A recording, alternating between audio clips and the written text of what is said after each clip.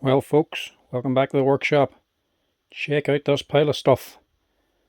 I've been scouring online on eBay looking for old and new tools to tear apart, some to fix up, and this is a lump of stuff that I've acquired.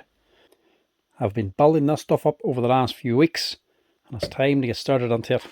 This actually started all arriving on Monday after the account was hacked, and I was sitting thinking I mightn't even get a chance to do a video on it. But luckily the account is up and running again, so we can get back to it and start dismantling them.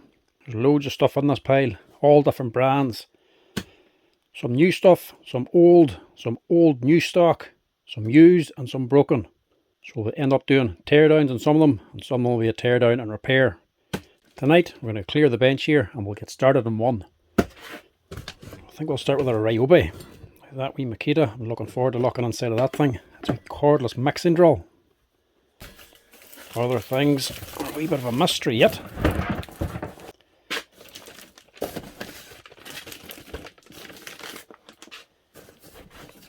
Old stock Ryobi. Another old stock Ryobi. A new Makita Tech gun. This one I just wanted. A new Makita lamp with a radio. This will be an interesting one. This is a really old machine, a used machine, but we'll do a teardown on that. This one will be another mystery. Got a big repair as well.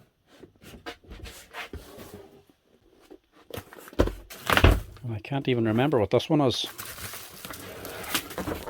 But tonight we're going to start off small. This is an old new stock Ryobi sander. This is the S550 industrial Old Blue Ryobi sander. I can nearly guarantee anybody that actually bought these back in the day probably still use them today. They weren't exactly a cheap and cheerful machine, but they also weren't the most expensive. But even still, they're fantastic quality. You've seen them lasting for years. But luckily for us, this one's never been used. I don't even think it was ever out of the box. Old faded instructions, all yellowed around the side. It's not like the older Makita we looked at before.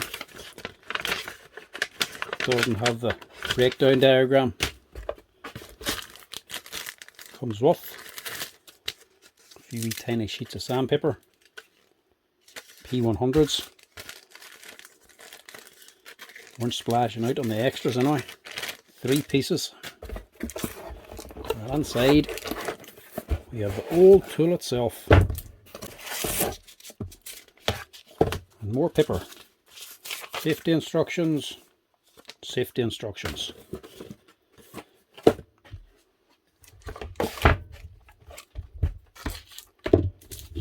Still with the original wee twist tie.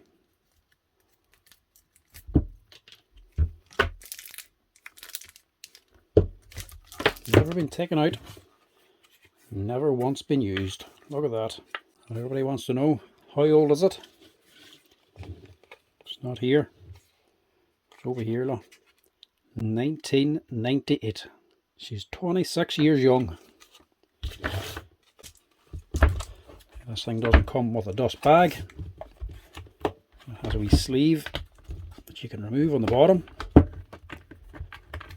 Not exactly very high tech. Old tools like this been lying up for 26 years. You can sometimes catch the green death. Plug her on here first and see if she works.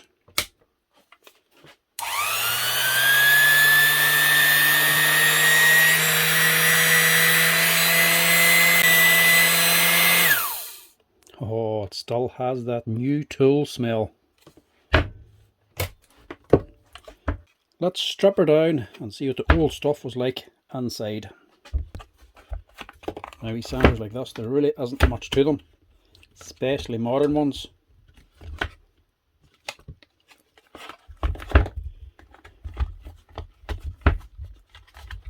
Just over the top.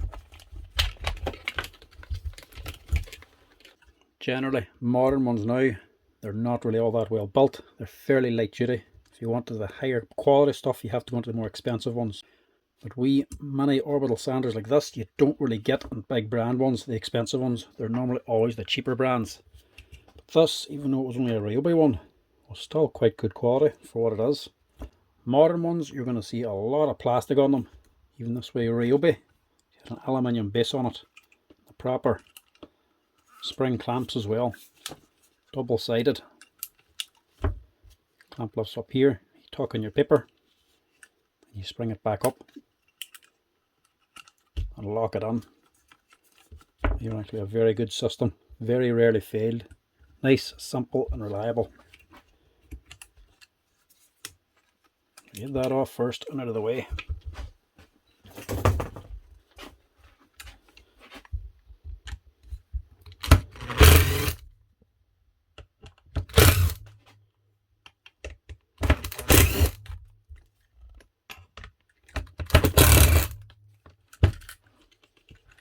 Now, with this being Old Blue Ryobi, these parts are now all gone. You'd have a hard time getting spare parts for something like this now. Even down to the actual base on it, probably not be able to get that. Which is a problem for us now, dismantling it, because the base is held on by 4 screws underneath here. To take them out, we have to remove the base, pull this off, we'll probably not get a new one. But if we're gentle, and seeing as it's brand new, we could just put it back on again with double-sided tape. Because that's basically all it is used to hold it on to begin with.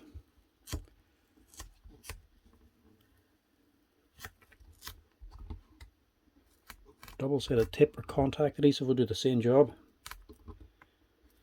Plus, if you have one of these and the actual foam part is gone, still an aluminium base, you could just cut a piece of new foam from something else. If you're too rough, you'll tear it.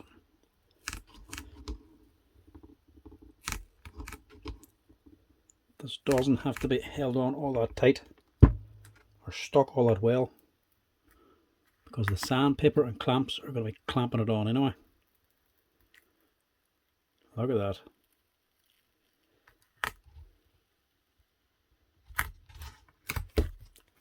Off nice and clean.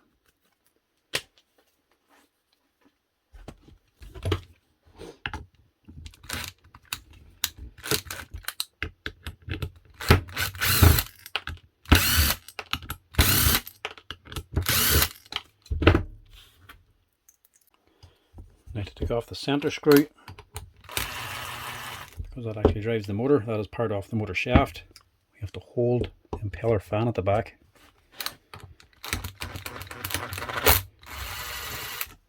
To get that out.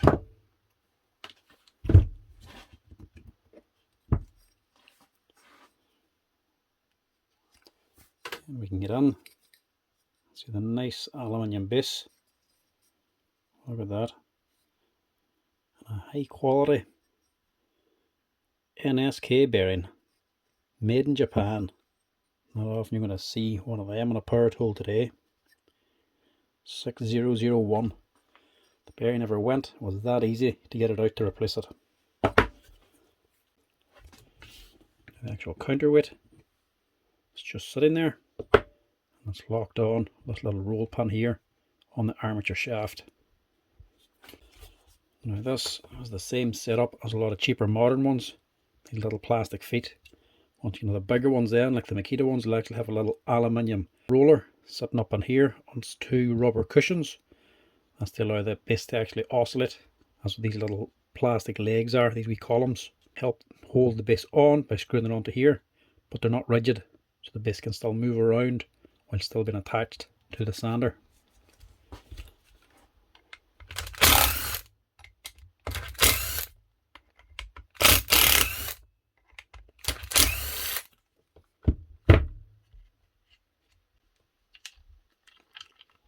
That's funny. Yeah, this game long enough, you can actually tell the brand of tool just from the screws. These Ryobi ones had a slightly brown colour screw, not a black one. They're a Phillips 2 head, but they're a skinnier kind of a head.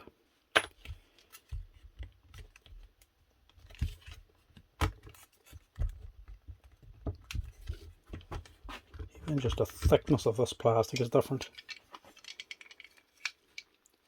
It's not like a modern tool. If this was a modern, cheap and cheerful tool, you could probably just bend this plastic. This here is solid, rigid plastic. Proper glass fibre reinforced. No markings on it to see what kind it is. They weren't as concerned about telling you the material selection on it back then. These little legs should just come out. There we go. And look at that little motor. Quite a big field for all the size of it. And a nice sweet tight motor on side.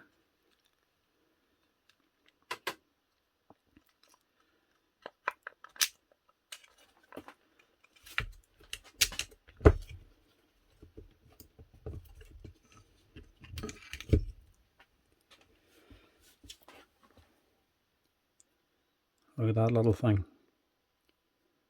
Might be small. Look at the amount of windings on it.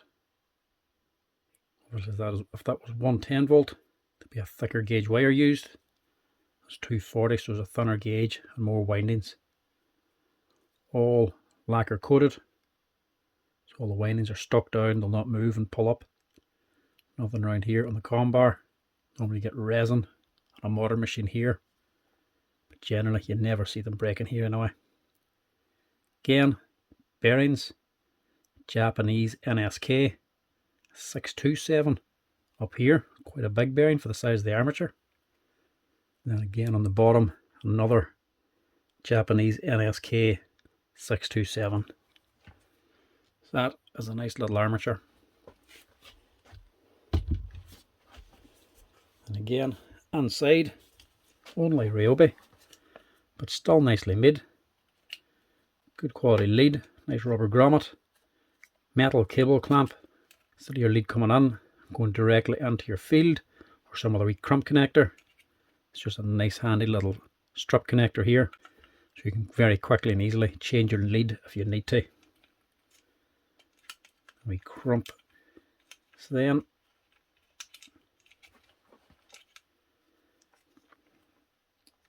neutral's going to the field, live's going to your switch, the switch coming back to here to we crump, then straight down onto your field. And then very much like the Hitachis, these little Ryobis had a wee brush insert, little plastic holders for the brushes, and the brushes in, a little spade at the back for holding them in. To take them out, you have to push in the spade here because it catches on the body.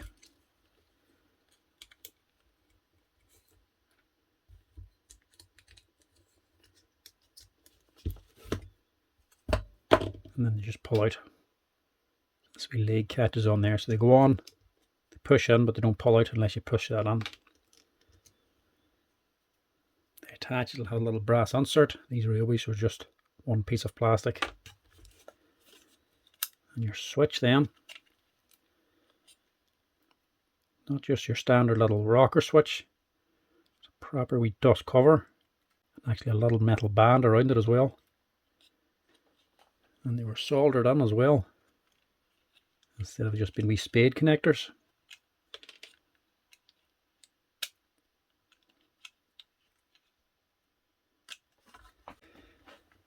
And I'm even sure from memory that you could buy the little rubber cover for the top of it. If that switch went, you'll have trouble getting that from Ryobi now, but you still can buy little rocker switches like this here online. It wasn't just a wee basic cheap and cheerful switch. It was a good quality little switch. But obviously would have been a sander. And if this little silicone boot ever failed, you were going to get dust onto it, which will eventually stop it. Still, not a difficult thing to change, or just clean out with contact cleaner if you had to. Even this little banding is made for it. little piece of tin basically. But have little cutouts here for the bottom to actually fit exactly into this here little cover. Look at that, every little detail covered.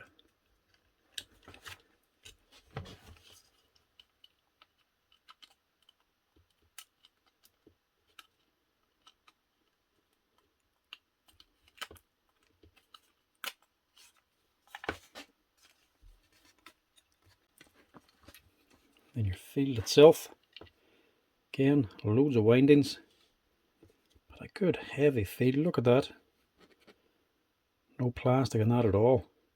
You see a lot of plastic in fields now, top and bottom, to help rigidify the actual windings up here. This here was just all steel laminates, nicely laid out. Everything's actually coming off and wrapping around the field. There's no sharp angles or loose wires where it's going to fatigue and break.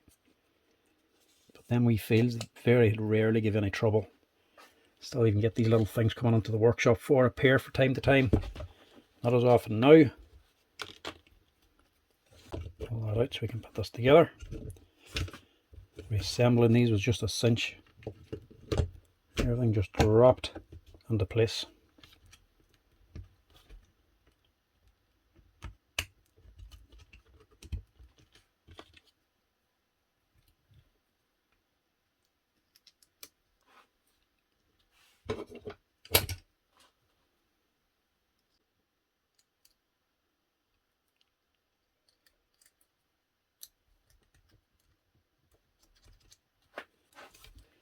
So easy to change the brushes on them as well.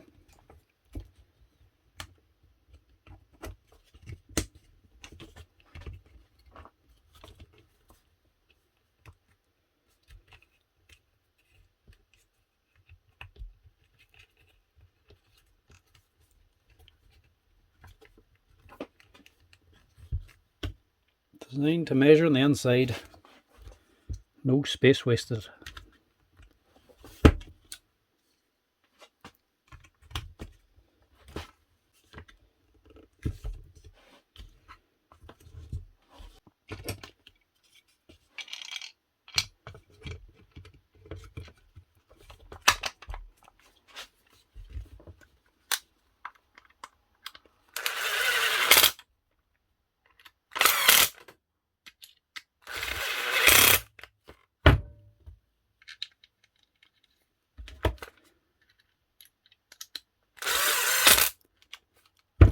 Such a lovely wee machine, such a nice solid feel to it. It's a really heavy body on the thing. Just don't get things like that now.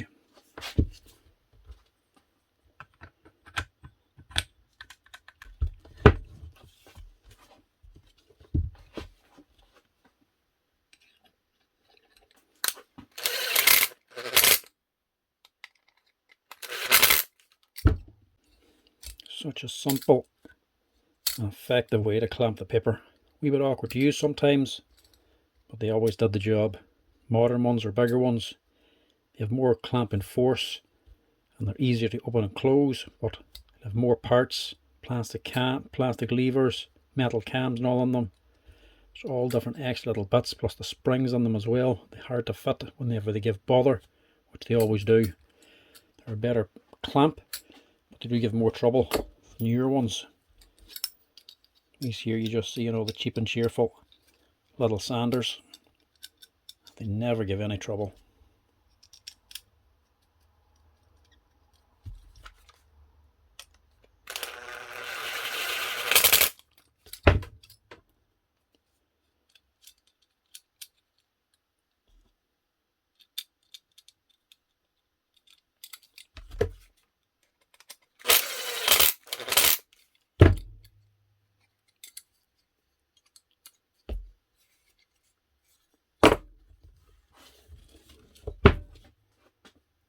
No left or right, either side will do. Just make sure the little pillars for your screws line up, and then behind that bearing there's a little countersunk washer that has to be centered.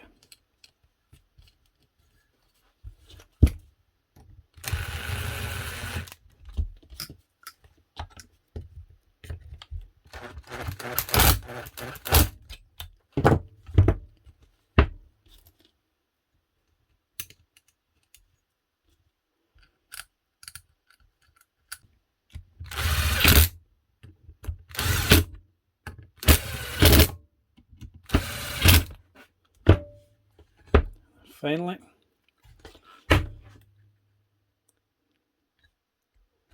little rubber backing pad. Just get pressed back on again. I'll use some of the free sandpaper that came with it. Even with a modern sander, these are actually quite handy to keep because they're a perfect template to the size of the sheet you need for the sander.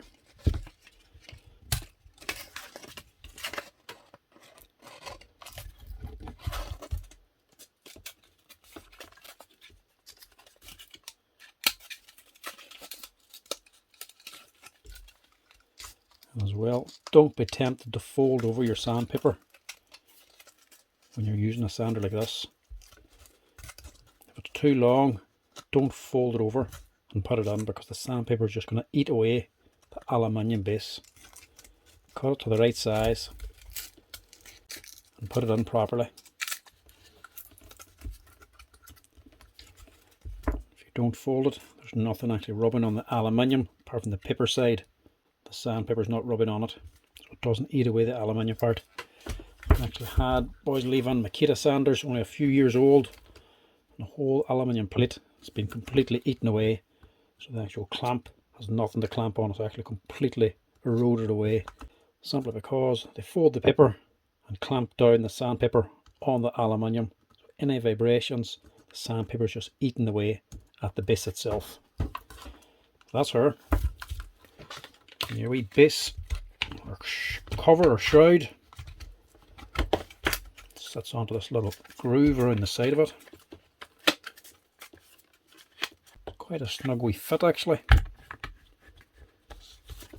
That's not so much for a dust bag, that's designed more for your hoover. So whenever you're running this here with a hoover, so it creates suction all the way around the actual base itself, so the actual suction sucks all the dust onto the hoover or vacuum. So that's her.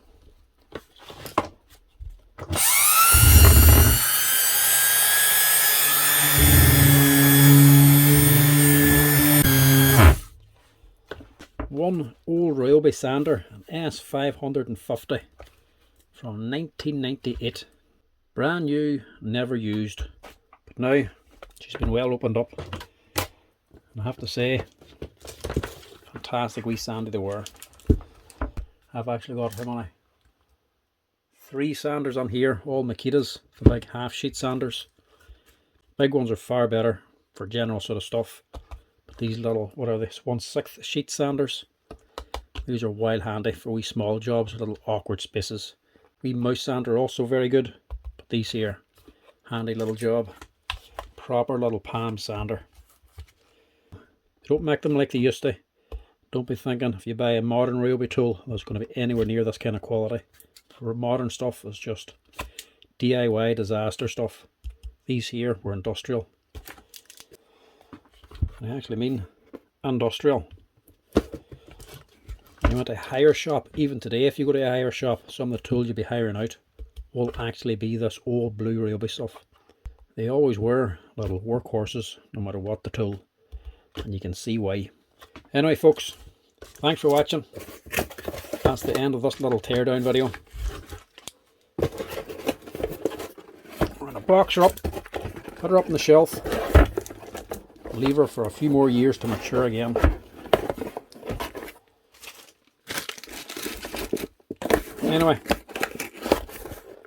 Anyway, that's her folks. Thanks for watching. Stay tuned to the channel. There'll be plenty more teardowns like this to come shortly. Thanks for watching. Give us a wee like and a follow if you're enjoying the videos, and a wee comment down below if there's any questions. Cheers.